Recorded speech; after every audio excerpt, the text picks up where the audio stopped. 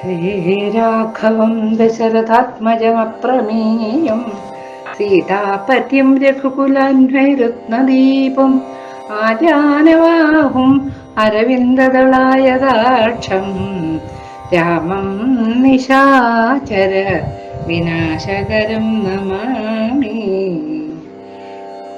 യത്ര യത്ര രഘുനാഥകീർത്തനം തത്ര തത്ര കൃതമസ്തകാഞ്ജലിം ബാഷ്പവാരി പരിപൂർണലോചനം മാരുതിം നമത രാക്ഷസാന്തകം.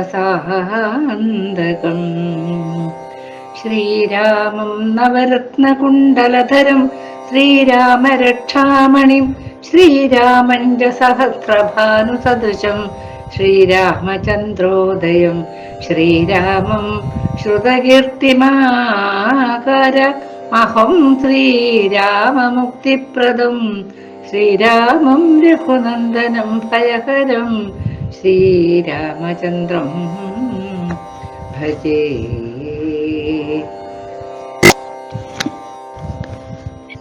ശ്രീരാമ രാമ രാമ ശ്രീരാമചന്ദ്ര ജയ ശ്രീരാമ രാമ രാമ ശ്രീരാമഭദ്ര ജയ ശ്രീരാമ രാമ രാമ സീതാഭിരാമ ജയ ശ്രീരാമ രാമ രാമ ലോകാഭിരാമ ജയ ശ്രീരാമ രാമ രാമ രാവണാന്തക രാമ ശ്രീരാമ മമ ഹൃദി രമതാം രാമ രാമ.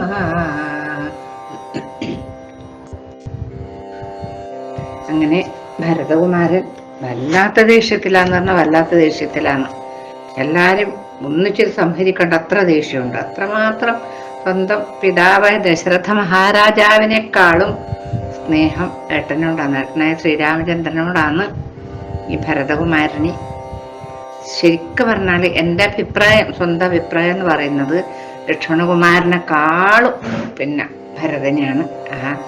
ലക്ഷ്മണകുമാരൻ പിന്നെ കൂടെ കാട്ടിലേക്ക് പോയി, അത് സമ്മതിച്ചു. കൂടെ തന്നെ ഊണുറക്കില്ലാതെ ഏട്ടനെയും ഏട്ടത്തിമ്മേനെയും പരിപാലിച്ചു വന്നു.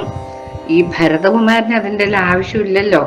ശരിക്കും പറഞ്ഞാൽ ഈ ജടാമകുടം കെട്ടിവെച്ച് നന്ദിഗ്രാമത്തില് ഈ പാദവും പൂജിച്ചിരുന്നിട്ട് 12-13 കൊല്ലം, 13 14 സംവത്സരം തന്നെയാണ് പറയുന്നത്. ആ 14 സംവത്സരം ഇങ്ങനെ ഇരിക്കണം എന്നൊന്നും ഇല്ലല്ലോ. അത്രമാത്രം ആണ് ആ ആത്മാർത്ഥത, ആ ഹൃദയം നിറയെ ശ്രീരാമചന്ദ്രനാണ് ആ ഭരതകുമാരന്.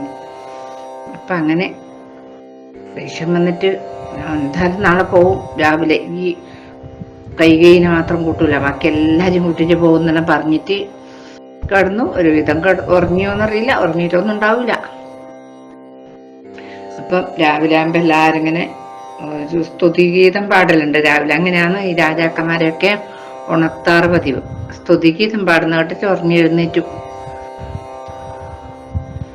എന്നിട്ട് സുമന്ത്രയോട് പറഞ്ഞു, നമുക്ക് പോവാലോ, ഏട്ടനെ കാണാൻ. എവിടെയാന്നുള്ളത് എൻ്റെ ജ്യേഷ്ഠൻ എന്ന് പറഞ്ഞാല് അവിടം വരെ എത്തിയിട്ട് ഞാൻ ജ്യേഷ്ഠനെ കണ്ട് കൂട്ടിക്കൊണ്ടിരും. എല്ലാ സംഭാരങ്ങളെല്ലാം എടുക്കണം. ഞാൻ അവിടെ നിന്ന് എൻ്റെ ജ്യേഷ്ഠനെ അഭിഷേകം ചെയ്തിട്ട് രാജാവാക്കിയിട്ട് കൊണ്ടുവരുന്നാണ് പറയുന്നത്. അങ്ങനെ എല്ലാരും കൂടി പോയി. വസിഷ്ഠനും പത്നിയും മഹർഷിമാരും ആ ഭൂമി കളർന്നു പോകുന്ന പൊടി ഇങ്ങനെ അത്രയും പൊടിയാണ്. ഇന്ന് ഇത്ര പൊടിയില്ല. ഈ അയോധ്യന്ന് വരെ പോകുമ്പോ ഉണ്ടായ അത്ര പൊടി ഇന്നിപ്പം റോഡ് സൈഡിൽ കൂടെ പോകുമ്പോ ഇല്ല എന്ന് പറയാം. അത്രയും പൊടിയായിരുന്നു. അപ്പം രാഘവനെ കാണാനല്ലേ പോകുന്ന പറഞ്ഞിട്ട് ഇവര് ലോകരൊന്നും അറിയുന്നില്ല. ആ ദുഃഖം, ആ വഴി വലിയ ഒരു ബുദ്ധിമുട്ടൊന്നും അവരറിയുന്നില്ല. അങ്ങനെ പോയി ശൃംഗിവേരപുരത്തിലെത്തി. ഗംഗാതീരത്ത് ചെന്നിരുന്നു. അന്നേരം നമ്മുടെ ഗുഹനുണ്ടല്ലോ, ഗുഹൻ ഇതറിഞ്ഞു, എന്തോ ഒരു ബന്ധികേടുണ്ടല്ലോ. ഇനി കാട്ടിൽ വന്നിട്ട് അദ്ദേഹത്തിനെ, ആ ശ്രീരാമേന്ദ്രനെ കൊല്ലാനാന്ന് ഇവര് വരുന്നത്. വിടൂല, ഞാൻ വിടൂല. അങ്ങനെയാണെങ്കിൽ എല്ലാം ഓരോരാളെ സ്നേഹം നോക്കറോ, ഓരോരാളെ സ്നേഹവും ശ്രീരാമചന്ദ്രനോടില്ല സ്നേഹം. അത്രമാത്രം സത്യസന്ധനും ആ ഭഗവാന്റെ ഗുണഗണങ്ങൾ അത്രയും ഇല്ലത് കൊണ്ടല്ലേ ഇങ്ങനെ സ്നേഹിക്കുന്നത്. എല്ലാരും ബാണം കൂടെ എല്ലാം എടുത്തിട്ട്, വില്ലും ശരലെടുത്തിട്ട് കയ്യിൽ പിടിച്ച് നിൽക്കണം. ഞാൻ നോക്കട്ടെ പോയിട്ട് എന്നാ പരിപാടിന്ന്.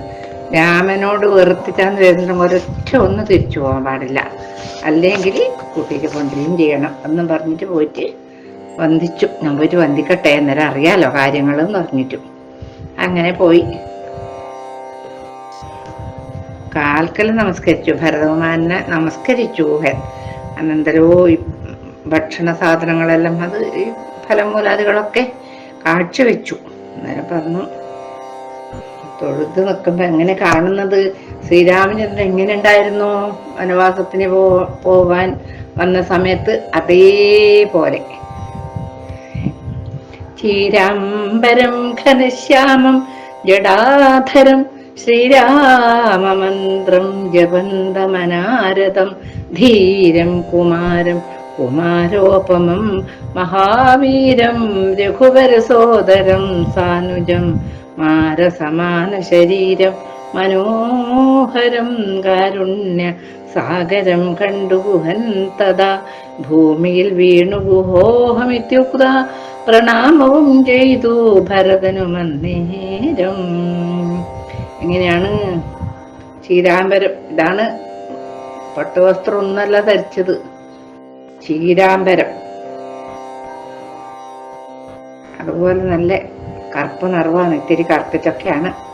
ജടാമകുടം കെട്ടി വെച്ചിട്ടുണ്ട്. നാവിൻ ചുണ്ടിന്റെ മേലെ രാമ രാമ രാമ രാമ രാമമന്ത്രം മാത്രം. അങ്ങനെയുള്ള ധീരനായ കുമാരൻ. ആരെപ്പോലെ?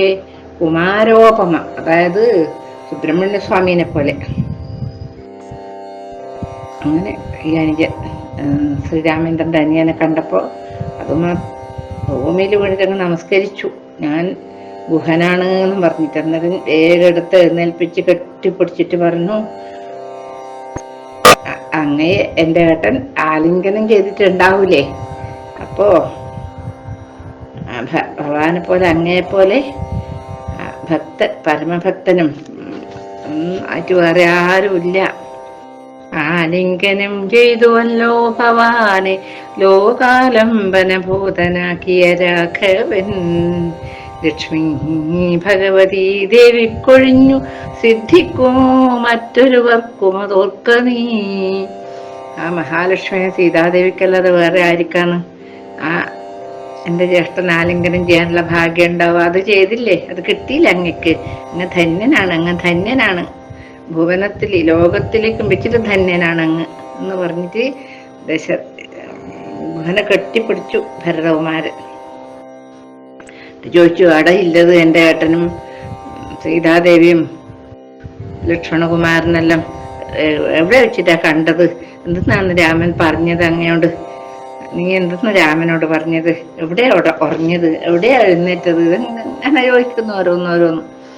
ഒന്ന് കാണിച്ചു തരണേന്ന് പറഞ്ഞു. അപ്പൊ സന്തോഷായി. കൊല്ലാൻ വന്നതാണ്, കൊല്ലാൻ വെച്ചേക്കുലാട്ട് വന്നതാണ്. അപ്പം അത്യുത്തമനാണ് ഭരതൻ എന്ന് മനസ്സിലാക്കിയിട്ട് പറഞ്ഞു, എത്ര സുപ്തോ നിശിരാഘവൻ സീതയാ തത്ര ഗത്വാ ഗുഹൻ സത്വരം ചൊല്ലിനാൻ കണ്ടാലുമെങ്കിൽ കുശാസ്ത്രതം സീതയാ കൊണ്ടൽ വർണ്ണൻ തൻ മഹാശയനസ്ഥലം. എന്താ ഇവിടെയാണ് കിടന്നിട്ടുണ്ടായിരുന്നത് സീതയോടുകൂടി. ഇത് നോക്ക് എന്നത് കാണിച്ചു കൊടുത്തു. കണ്ടു ഭരതനും മുക്ത ബാഷ്പോദകം തൊണ്ട വിരച്ചു സഗദ്ഗതം ചൊല്ലിനാൻ. അങ്ങനെ ഇട്ടറിയിട്ടൊന്നും സംസാരിക്കാൻ കഴിയുന്നില്ല. എന്നിട്ട് പറയുന്ന, ദേവി സീതാദേവി ഇങ്ങനൊക്കെ പട്ട് മെത്തയിൽ കിടന്നേ എൻ്റെ ഏടത്തിയമ്മക്ക് ഇങ്ങനെ വന്നില്ല ഈ കാട്ടിൽ ഇങ്ങനെ കിടക്കാൻ എൻ്റെ ഏട്ടൻ്റെ കൂടെ. അതെല്ലാം കാരണം മുഴുവനും കൈ കൈയാന്ന് വെച്ച് ചൂടാ കൈ കൈന. ആ കൈകീരെ ഗർഭത്തിൽ നിന്ന് ജനിച്ചുകൊണ്ടാണ് ഞാൻ ഇത്ര പാപിയായി പോയത്. എന്നെയും ധിക്കരിച്ചില്ലേ, എന്നെ ധിക്കരിച്ചില്ലേ. ജന്മസാഫല്യം അനിയന് വന്നു, എൻ്റെ അനുജന് ജന്മസാഫല്യം വന്നു. കൂടെ തന്നെ പോവാനുള്ള ഭാഗ്യം കിട്ടിയില്ലേ. ഞാൻ അന്നേരം അയോധ്യയിലുണ്ടെങ്കിൽ ഞാനും കൂടെ തന്നെ പോയേനെ. ശ്രീരാമദാസദാസന്മാർക്കു ദാസനായാരൂഢ ഭക്തി പുണ്ടേഷ ഞാനും സദാ നിത്യവും സേവിച്ചുകൊള്ളുവനെന്നാൽ വരും മർത്യജന്മത്തിൻ ഫലമെന്നു നിർണയം. ഞാനിനി പോകുന്നില്ല അയോധ്യയിലേക്ക്. ഞാൻ ഏട്ടനെ സേവിച്ചോണ്ട് ഏട്ടനെ പരിപാലിച്ചോണ്ട് പൂജിച്ചോണ്ട് ഞാൻ കൂടെ തന്നെ ഉണ്ടാവും. എന്നാൽ എനിക്ക് ഈ മർത്യജന്മത്തിന്റെ ഫലം കിട്ടണമെങ്കിൽ അതൊക്കെ വേണം എന്ന് പറഞ്ഞെന്ന്. എവിടെയില്ലത് എൻ്റെ ഏട്ടനെ ഞാൻ കൂട്ടിക്കൊണ്ടോട്ട്. ഞാൻ വേഗം കൂട്ടിയിട്ട് കൊണ്ടുപോയിട്ട് ഞാൻ ഏട്ടനെ അയോധ്യയിലേക്ക് ഏട്ടൻ വന്നെങ്കിൽ ഞാനും പോകുന്നില്ല. ഞാൻ കൊണ്ടുപോയിട്ട് ഏട്ടൻ സിംഹാസനത്തിൽ എത്തിയിട്ട് എനിക്ക് സേവിക്കണം എൻ്റെ ഏട്ടനെ. അങ്ങനെ പറഞ്ഞു, മംഗലദേവതാവല്ലഭൻ തൻകലിൽ നിങ്ങനെയുള്ളൊരു ഭക്തി ഉണ്ടാകയാൽ പുണ്യവാന്മാരുലച്ചഗ്രേസരൻ ഭവാൻ നിർണയമെങ്കിലോ കേൾക്ക മഹാമതേ.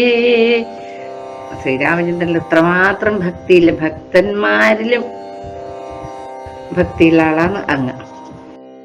ഗംഗാനദി കടന്നതിന് അപ്പുറമുണ്ട് ചിത്രകൂടം എന്ന് പറഞ്ഞിട്ടൊരു സ്ഥലം. അവിടെയാണ് ഇപ്പോൾ ഉള്ളത് 3 പേരും കൂടി എന്ന് പറഞ്ഞിട്ടാകുമ്പോൾ എന്നെ തോണി കടത്തി, ഞങ്ങളെ തോണി കടത്തിട്ട് അവിടെ എത്തിക്കോന്ന് വെച്ചു. ഓ അവ എന്ന് പറഞ്ഞു വലിയ 500 തോണി വരുത്തി. 500 തോണി വരുത്തിയിട്ട് എല്ലാം കുറേ എല്ലാവരും ഇല്ലേ അയോധ്യത്തെ എല്ലാവരും ഉണ്ടല്ലോ. അപ്പം എല്ലാവരും കൂടി 500 തോണി വരുത്തി നിരത്തി വെച്ചിട്ട് വലിയ വലിയ വലിയ തുഴ കൊടുത്തിട്ട് നല്ലൊരു തോണിയിൽ ശത്രുഘ്നെയും ഭരതനെയും വസിഷ്ഠനെയും കൗസല്യയും അതുപോലെ കൈകേയും സുമിത്രയും ഒക്കെ കയറ്റിയിട്ട് ഇദ്ദേഹം തന്നെ തുടങ്ങി. ഗുഹൻ ബാക്കി എല്ലാവരും ഓരോരോ തോണിയിൽ എത്ര ആൾക്ക് കയറാൻ ഒരു തോണിയിൽ എന്നുള്ള കണക്കുണ്ടാവൂലേ, അത്രയായിട്ട് ഈ 500 തോണിയിൽ നിറയെ ആൾക്കാരുണ്ടെന്നാണ് പറയുന്നത്. അത്രമാത്രം വലിയ വൻപട ആണ് പോകുന്നത് ഏട്ടനെ കാണാൻ. എന്നിട്ട് അവർ വേഗം പോയത് ഭരദ്വാജ മഹർഷിയുടെ അടുത്താണ്. ഏട്ടനും ശ്രീരാമചന്ദ്രൻ ആദ്യം പോയത് ഭരദ്വാജാശ്രമത്തിൽ തന്നെയല്ലേ, അവിടെ തന്നെ പോയി. പടയെല്ലാം ദൂരെ, സൈന്യങ്ങളൊക്കെ ദൂരെ നിർത്തിയിട്ട് അനിയനെ മാത്രം കൂട്ടിയിട്ട് പുറത്തുപോയി നിന്നു. അപ്പോഴെങ്ങനെയാണ് ഉജ്ജ്വലന്തം മഹാതേജസാതാപസം വിജ്വരാത്മാനമാസീനം വിധിസമം ദൃഷ്ട്വാ നനാമ സാഷ്ടാംഗം സസോദരം പുഷ്ടഭക്ത്യാ ഭരദ്വാജമുനീശ്വരം ജ്ഞാത്വാ ദശരഥനന്ദനം ബാലകം പ്രീത്യൈവ പൂജയാമാസ മുനീന്ദ്രനും ഹൃഷ്ടവാച കുശലപ്രശ്നവും ചെയ്തു ദൃഷ്ട്വാ തഥാ ജടാവൽക്കലധാരിണം തുഷ്ടി കലർന്നരുൾ ചെയ്താനിതെന്തെടോ കഷ്ടമിക്കോപ്പുപന്നമല്ലൊട്ടുമേ രാജ്യവും പാലിച്ചു നാനാ ജനങ്ങളാൽ പൂജ്യനായോരു നീ എന്തിനായിങ്ങനെ വൽക്കലയും ജടയും പൂണ്ടു താപസ മുഖ്യവേഷത്തെ പരിഗ്രഹിച്ചിടുവാൻ. ഈ വേഷം കണ്ടിട്ട് ഭരദ്വാജ മഹർഷി ചോദിച്ചു, എന്തിങ്ങനെ ഒരു വേഷം, ഇതിന്റെ ആവശ്യം? അങ്ങ് രാജാവായിട്ട് അവിടെ ഇരിക്കേണ്ട ആളല്ലേ, എന്തിന് ഈ താപസ വേഷം ധരിച്ചിട്ടിപ്പോ വന്നത് എന്നൊക്കെ ചോദിക്കുന്ന സമയത്ത് പറഞ്ഞു, എല്ലാം അറിയുന്ന ആളല്ലേ അങ്ങക്ക് അറിയാത്തത് എന്തെന്നുള്ളത് ഈ ലോകത്ത്. എന്നാലും എന്നോട് ചോദിച്ചതുകൊണ്ട് ഞാൻ ഉത്തരം പറയാതിരിക്കാൻ കഴിയില്ല. രാമാഭിഷേകത്തിന് വിഘ്നം വെച്ച് കാരണം ഞാനല്ല, രാമന്റെ പാദങ്ങളാണ് ഞാനല്ല. ഒന്നും ഞാൻ അറിഞ്ഞില്ല. രാഘവൻ കാനനത്തിൽ പോകുന്നതും ഞാൻ അറിഞ്ഞില്ല. ഒക്കെ ആള് കേകയപുത്രിയാന്ന് അമ്മയാണ്, എൻ്റെ അമ്മ എന്നുകൂടി പറഞ്ഞില്ല. കേകയപുത്രിയ അമ്മ തൻ വാക്കായ കാകോള വേഗമേ മൂലമതിനോളൂ. അമ്മയുടെ ആ ദുർഭാഷണം കൊണ്ടാണ് ഇങ്ങനെയൊക്കെ വന്നു ചേർന്നത്. ഞാനിപ്പോ ശുദ്ധനാണോ ഒന്ന് പറഞ്ഞു തന്നേന്ന് പറഞ്ഞു. ശ്രീരാമചന്ദ്രൻ ഭക്തനായി കൽപാദവാരിച്ച യുഗ്മം ഭജിക്കുന്നേ മമ. മറ്റുള്ള ഭോഗങ്ങളാൽ എന്തൊരു ഫലം മുറ്റും അതിനൊഴിഞ്ഞില്ലൊരാകാംക്ഷിതം. എൻ്റെ ഏട്ടൻ്റെ ആ ശ്രീപാദപത്മം ഭജിച്ചുകൊണ്ടിരിക്കണം എന്നല്ലാതെ എനിക്ക് വേറൊന്നിലാഗ്രഹമില്ല. ശ്രീരാഘവൻ ചരണാന്തികെ വീണു സംഭാരങ്ങളെല്ലാം അവിടെ സമർപ്പിച്ചു പൗരവശിഷ്ടാദികളോടുകൂടവേ ശ്രീരാമചന്ദ്രൻ അഭിഷേകവും ചെയ്തു രാജ്യത്തിനാശു കൂട്ടിക്കൊണ്ടുപോയിട്ടു പൂജനാം ജ്യേഷ്ഠനെ സേവിച്ചു കൊള്ളുവൻ.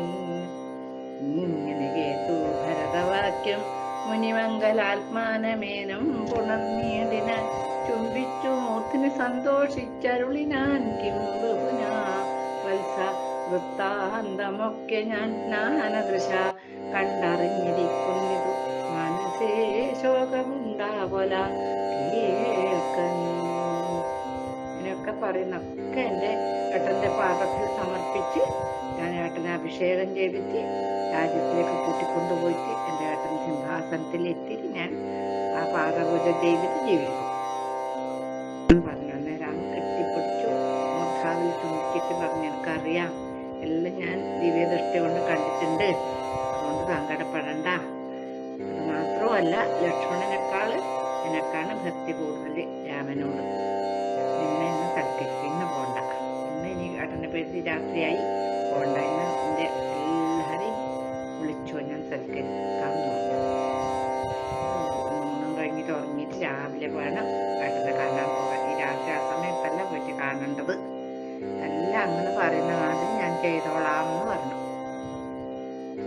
കാല് കഴുകി ഈ മഹർഷി കാലെല്ലാം കഴുകി ശുദ്ധനായിട്ട് കാമസുരഭീനെ പ്രാർത്ഥിച്ചു, ധ്യാനിച്ചു. അപ്പൊ വന്നല്ലോ കാമസുരഭി വന്നു. അപ്പൊ ദേവേന്ദ്ര ലോകം പോലെയായി. ആര്? ഈ വനം, ദേവേന്ദ്ര സ്ഥലമില്ലേ, അതെ സ്വർഗം, ദേവേന്ദ്ര രാജധാനി പോലെ ആയി. ഈ എല്ലാ മരങ്ങളൊക്കെ ദേവകളായി, ആ വള്ളികളൊക്കെ ദേവവനിതമാരായി, ദേവസ്ത്രീകളായി. എന്തൊരത്ഭുതം, എന്തൊരത്ഭുതം എന്ന് വിചാരിക്കുന്നവര്. അതുപോലെ ഭക്ഷണങ്ങളോ, ഭക്ഷ്യഭക്ഷ്യാദി പേയങ്ങളും മുക്തിപ്രസാദനം വേണ്ടോളം എന്തൊക്കെ വേണം അതൊക്കെ അങ്ങനെ കൊടുത്തു വരാം, അവിടെ താമസിപ്പിച്ചു. ഈ സ്വർണ്ണം രത്നത്തിൻ്റെ എല്ലാം ഓരോരോ വാതിലും അതും ഇതൊന്നും പറഞ്ഞാൽ ഇത്ര കുറച്ച് നേരത്തെ കണ്ടേ കാനനേയല്ല. പിന്നെ വസിഷ്ഠനാദ്യം പൂജിച്ചു, പിന്നെ ഭരതകുമാരനെ സൈന്യങ്ങളോടുകൂടെ പൂജിച്ചു. എല്ലാവരും തൃപ്തരായിട്ട് അവിടെ കടന്നുറങ്ങി. അന്ന് രാത്രി രാവിലെ ആകുമ്പോൾ എഴുന്നേറ്റു, എല്ലാം നിയമങ്ങളൊക്കെ ചെയ്തു. ഭരദ്വാജ മഹർഷി നമസ്കരിച്ചിട്ട് പറഞ്ഞു, ഞങ്ങൾ പോയിട്ട് ഏട്ടനെ കണ്ടിട്ട് വരാമെന്ന് പറഞ്ഞു. കൂട്ടിയിട്ട് വരാമെന്നൊക്കെ പറയുന്ന പാവം. അങ്ങനെ ചിത്രകൂടാചലത്തിൽ പോയി. എന്നാലും അതും ഇവിടുത്തെ പോലെ തന്നെ ഈ മഹാജനങ്ങളെയൊക്കെ സൈന്യങ്ങളൊക്കെ ദൂരെ നിർത്തി. ഗുഹനിയും സുമന്ത്രരെയും ശത്രുഘ്നും മാത്രമായിട്ട് ഏട്ടനെ കാണാൻ പോയി. എങ്ങനെ പോയി? ശ്രീരാമ സന്ദർശനാകാംക്ഷയാ മന്ദമാരാഞ്ഞു നാനാതബോധന മണ്ഡലേ കാണാഞ്ഞു ഓരോരോ മുനിവരന്മാരോട് താണു തൊഴുതു ചോദിച്ചു നിത്യാദരം. പുത്ര വാഴുന്നു രഘൂത്തമനത്ര സൗമിത്രിയോടും മഹീപുത്രിയോടും ഉത്തമനായ ഭരതകുമാരനോടുത്തരം താപസന്മാരും അരുൾ ചെയ്തു. ഓരോരാളോട് ചോദിക്കുന്നു, എൻ്റെ ഏട്ടൻ എവിടെയുള്ളത്, എൻ്റെ ഏട്ടൻ എവിടെയുള്ളത്, ഇങ്ങനെ ചോദിച്ചുകൊണ്ട് പോകുമ്പോ മഹർഷിമാരൊക്കെ പറഞ്ഞു കൊടുത്തു. ചിത്രകൂട പർവ്വതത്തിന്റെ ഒരു പാർശ്വസ്ഥലത്തുണ്ട് താമസിക്കുന്ന പറഞ്ഞു. അപ്പൊ അവിടത്തേക്ക് നേരെ പോയി. തക്കൈവ ചെന്ന നേരത്തു കാണായി വന്നിതത്യത്ഭുതമായ രാമചന്ദ്രാശ്രമം. പുഷ്പഫലദള പൂർണ്ണവല്ലി തരുഷപരമണീയ കാനന മണ്ഡലേ ആമ്ര കദളീ ബഹുള പനസങ്ങളാതാം ആമ്രാതകാർജുന നാഗപുന്നാഗങ്ങൾ കേരപൂരങ്ങളും കോവിതാരങ്ങളും കേരണ്ട ചമ്പകാശോക കാലങ്ങളും. എന്തൊക്കെയാണ് ഇവിടെ കാണുന്നത്? ഈ ഒരു പർണശാലയുടെ അടുത്ത് വാഴ ഉണ്ട്, കവുങ്ങുണ്ട്, തെങ്ങുണ്ട്, പ്ലാവുണ്ട്, മാവുണ്ട്, ഒന്നും അവിടെ ഇല്ലാതെ ഇല്ല. അങ്ങനെയുള്ള സ്ഥലത്ത് പിന്നെയോ ഭൃംഗാദി നാനാവിഹംഗനാദങ്ങളും തുങ്കമാതംഗ ഭുജംഗ പ്ലവംഗ പുരങ്കാദി നാനാമൃഗവ്രാതലീലയും സമാരോഗ്യദൂരെ ഭരതനും വൃക്ഷാഗ്രസംലഗ്നവൽക്കലാലങ്കൃതം പുഷ്കരാക്ഷാശ്രമം ഭദ്ര്യാ വണങ്ങിനാൻ. ദൂരത്ത് തന്നെ ദൂരത്തുനിന്ന് കാണുമ്പോൾ തന്നെ തൊഴുതു. ഈ ആശ്രമം ദൂരത്തുനിന്ന് കാണുമ്പോൾ കൈ മേലോട്ട് കൂപ്പിയിട്ട് തൊഴുതു. അപ്പൊ നിന്ന് കാണുന്നു മാർഗരജസി പതിഞ്ഞു കാണായി വന്നു സീതാരഘുനാഥ പാദാരവിന്ദങ്ങൾ നൂതനമായ അതിശോഭനം പാവനം അങ്കുശാബ്ജധ്വജ വജ്രമത്സ്യാദി കൊണ്ടങ്കിതം മംഗലമാനന്ദമഗ്നനായി വീണുരുണ്ടും പണിഞ്ഞും കരഞ്ഞും തദാരേണു തന്മൗലിയിൽ കോരി കിട്ടിയിടിനാൻ. വൃന്ദാവനത്തിൽ പോയതുപോലെ, വൃന്ദാവനത്തിൽ പോയ ജനങ്ങള് അങ്ങനെ ചെയ്യൂലേ, ആ മണ്ണൊക്കെ വാരി മുട്ടാവിലൊക്കെ ഇട്ട് ആ മണ്ണിൽ വീണ് അങ്ങനെ ശയനപ്രദർശനമൊക്കെ നടത്തി അങ്ങനെ വൃന്ദാവനത്തിൽ കളിക്കുന്നത് കണ്ടിട്ടുണ്ട്. അതുമാതിരി ഈ പൊടി വാരി വാരി വാരി വാരി തലയിലെ മേക്കൊക്കെ ഇവിടെ നീ ഭരതകുമാരൻ ഇത് പറയുന്നതോ ധന്യോഹമിന്നഹോ ധന്യോഹമിന്നഹോ മുന്നം മയാകൃതം പുണ്യപൂരം പരം ശ്രീരാമപാദ പത്മാഞ്ജിതം ഭൂതലമാരാലെനിക്ക് കാണാൻ അവകാശവും വന്നിതല്ലോ മുഹുരിപ്പാദ പാസുക്കൾ അന്വേഷണം ചെയ്തുടലും നിരറ്റവും വേദാവും ഈശനും ദേവകദംബവും വേദങ്ങളും നാരദാദി മുനികളും പറയണേ ഞാൻ ധന്യനാണ്, ഞാൻ ധന്യനാണ്, ഞാൻ ഏതോ ജന്മത്തിൽ എന്തോ പുണ്യം ചെയ്തിട്ടുണ്ട്, അതിന്റെ ഫലമാണ് ഞാൻ അനുഭവിക്കുന്നത്. എൻ്റെ ഏട്ടൻ്റെ പാദപത്മം പതിഞ്ഞ ഭൂമി അതെനിക്ക് കാണാൻ യോഗം വന്നതല്ലേ എൻ്റെ പുണ്യം. എല്ലാവരെയും പാദപത്മങ്ങൾ അന്വേഷിച്ച് നടക്കുന്ന ആരൊക്കെ? വേദാവ് അതായത് മഹാദേവൻ, ദേവകൾ മുഴുവനും, വേദങ്ങളും നാരദൻ മുതലായ മഹർഷിമാരും. അങ്ങനെയുള്ള ആ പാദപത്മം എന്താ ഞങ്ങൾക്ക് കാണാൻ പറ്റിയില്ല. ഞാൻ ധന്യനാണ്, ഞാൻ ധന്യനാണ്, ഇങ്ങനെയാണ് പറയുന്നത്. അങ്ങനെ ബന്ധമന്ത പരമാശ്രമ സന്നിധവും ചെന്നു നിന്നൊരു നേരത്തു കാണായിതു സുന്ദരം രാമചന്ദ്രം പരമാനന്ദ മന്ദിരമിന്ദ്രാദി വൃന്ദാരക വൃന്ദവന്ദിതം ഇന്ദിരാമന്ദിരോരു സ്ഥലമിന്ദ്രാവരജം ദീവരലോചനം. അപ്പൊ കണ്ടു. എങ്ങനെയാ കണ്ടത്? ഇന്ദ്രാദി വൃന്ദാരകന്മാരൊക്കെ വന്ദിക്കുന്ന ആ പാദപത്മത്തോടു കൂടിയ ആ ഭഗവാനെ സ്വന്തം ജ്യേഷ്ഠനെ കണ്ടു. പൂർവാദള നിപശ്യാമളം കോമളം പൂർവജം നീലനളിനദളേക്ഷണം രാമം ജടാമകുടം വൽക്കലാംബരം സോമബിംബാഭപ്രസന്ന വക്രാംബുജം ഉദ്യത്തരുണാരുണായുധ ശോഭിതം വിദ്യുൽ സമാംഗിയാം ജാനകിയായൊരു വിദ്യവുമായി വിനോദിച്ചിരിക്കുന്നൊരു വിദ്യോതമാനം ആത്മാനമഗ്രാകുലം. പൂർവാതള നിഭശ്യാമള കറുകയുടെ കറുകപ്പുല്ലിന്റെ നിറം. കണ്ണാണ് ചെണ്ടാമര, നീല താമരയുടെ മാതിരിയുള്ള കണ്ണ്. ജടാമകുടം, ജട കെട്ടി വെച്ചിട്ടുണ്ട്, വൽക്കലം ധരിച്ചിട്ടുണ്ട്. എന്നാലും ആ മുഖം ഇങ്ങനെ പൂർണ്ണചന്ദ്രന്റെ മാതിരിയുള്ള ആ മുഖം. മിന്നൽ കുടി പോലെ ഉള്ള പ്രകാശിക്കുന്ന ജാനകി ദേവി ആകുന്ന വിദ്യയുമായിട്ട് ഇങ്ങനെ കളിച്ചുകൊണ്ടിരിക്കുകയാണ്. എങ്ങനെ?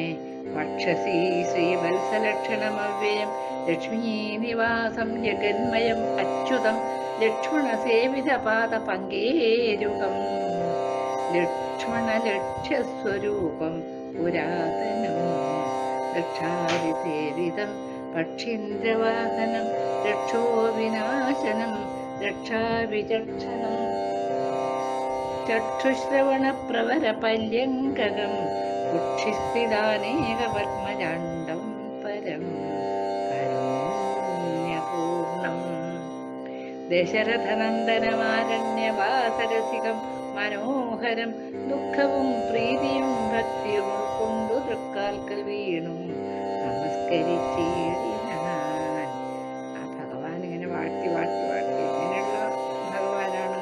ആ മഹാവിഷ്ണുവിന്റെ ആ സ്വരൂപമാണിപ്പം ഇദ്ദേഹം ഈ ഭരതകുമാരന്റെ കണ്ണിൽ കാണുന്നത് ജ്യേഷ്ഠനം. എന്നിട്ടോ ആ വനവാസത്തിന്റെ ആ ഒരു സന്തോഷിച്ചിരിക്കുന്ന ആ ജ്യേഷ്ഠനെ കാണുന്നത് അരണ്യവാസരസികം എന്നാണ് പറയുന്നത്.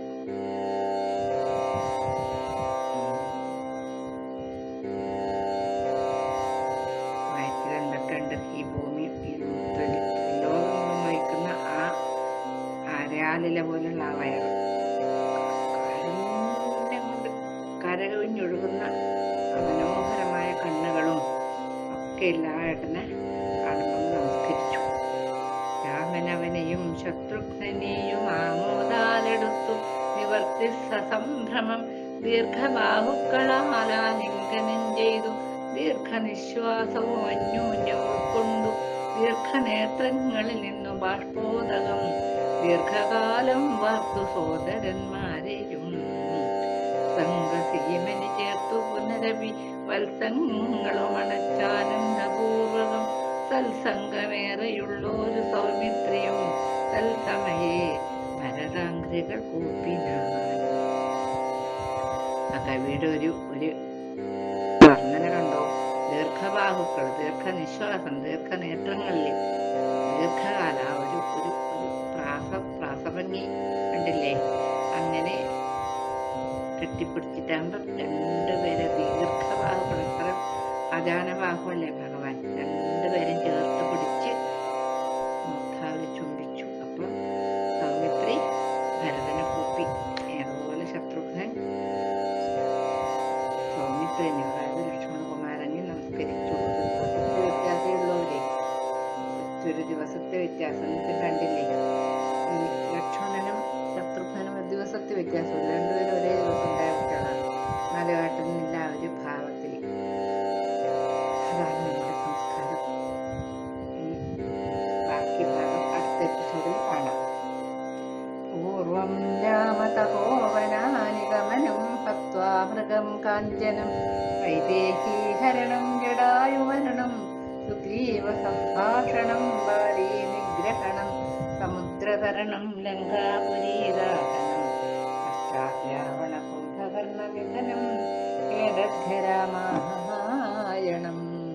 ശ്രീരാമ രാമ രാമ ശ്രീരാമ രാമ രാമ ശ്രീരാമ രാമ രാമ ശ്രീരാമചന്ദ്ര ജയ.